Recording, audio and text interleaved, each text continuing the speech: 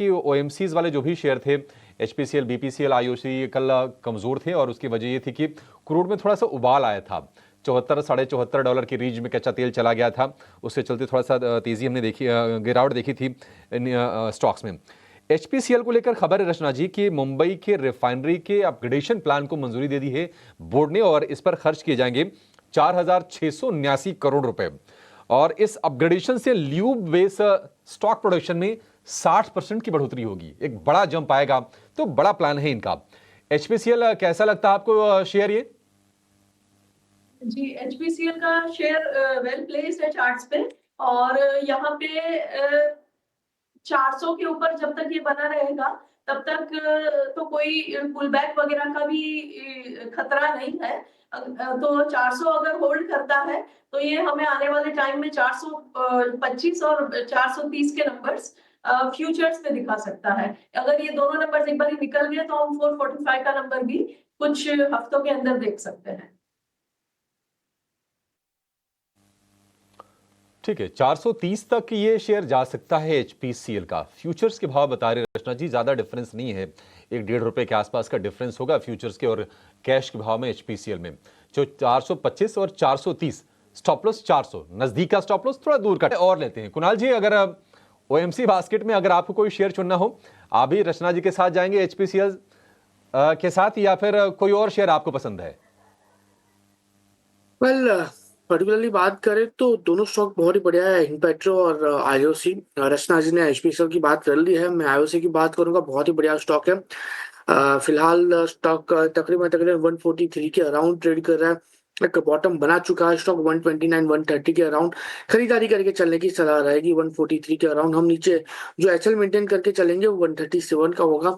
Target की बात करें तो पहला टारगेट जो होगा वो 151 का होगा। 151 जैसे ही ब्रेक करेगा 161 तक के भी level as a target stock हमें दिखा सकता है।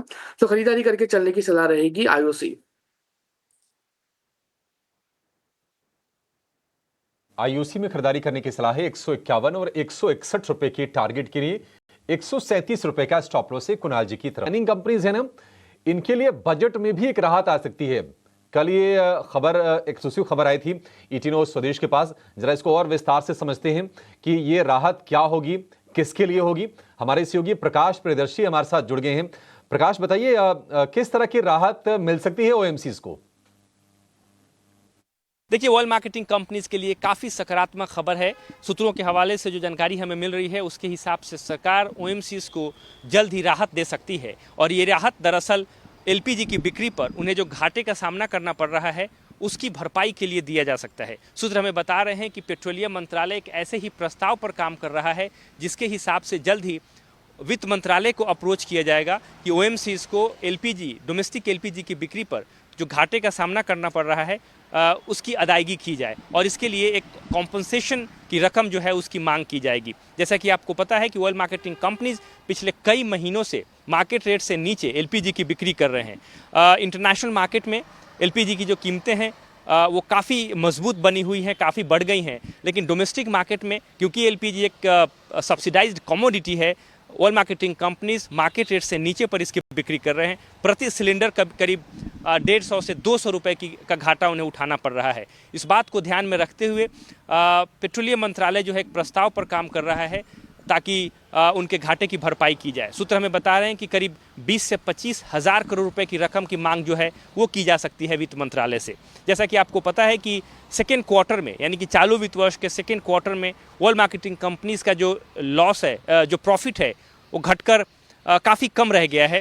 अगर आप आंकड़ों पर नज़र डालें तो करीब करीब इसमें 90% तक की गिरावट देखने को मिली है। और इसके पीछे की दो बड़ी वजहें रही हैं, एक रिड्यूस रिफाइनिंग मार्जिन और दूसरा मार्केट रेट से कम पर डोमेस्टिक मार्केट में जो डोमेस्टिक एलपीजी सिलेंडर है उसकी बिक्री करना। लिहाजा कंपनी ये चाहती हैं कि सरकार इस घाटे की भरपाई करे। पेट्रोलियम मंत्रालय ने इस प्रस्ताव पर काम भी शुरू कर दिया है। ओएमसीज के साथ जो कंसल्टेशन की प्रक्रिया है वो पूरी कर ली गई है। ये प्रस्ताव लगभग अंतिम चरण में है और जल्द ही इस मसले पर वित्त मंत्रालय से संपर्क किया जाएगा। सूत्र हमें इस बात की भी जानकारी दे रहे हैं कि पेट्रोलियम मंत्रालय का ये मानना है कि आगामी बजट में ही इस राहत पैकेज का ऐलान किया जाए। अभी देखने वाली बात होगी कि इस पर किस तरीके से डेवलपमेंट्स आगे बढ़ती हैं, लेकिन इस वक्त ऑयल मार्केटिंग कंपनीज के लिए काफ़ी पॉजिटिव डेवलपमेंट है। ठीक है, निश्चित तौर पर पॉजिटिव डेवलपमेंट। और ये जो प्रस्ताव है पेट्रोलियम मंत्रालय वित्त मंत्रालय के पास भेजेगा और मांग ये है कि बजट में इसका ऐलान किया जाए, जो भी राहत देना हो इनको मुआवजे के तौर पर। अंडर रिकवरी जो आईओसी के है, यानी कि इंडियन ऑयल कंपनी की है, वो है एलपीजी के बिक्री पर 9,500 करोड़ रुपए की। तो इसको लेकर अगर कोई राहत आती है तो आईओसी सबसे बड़ा बेनिफिशियरी होगा। एक राय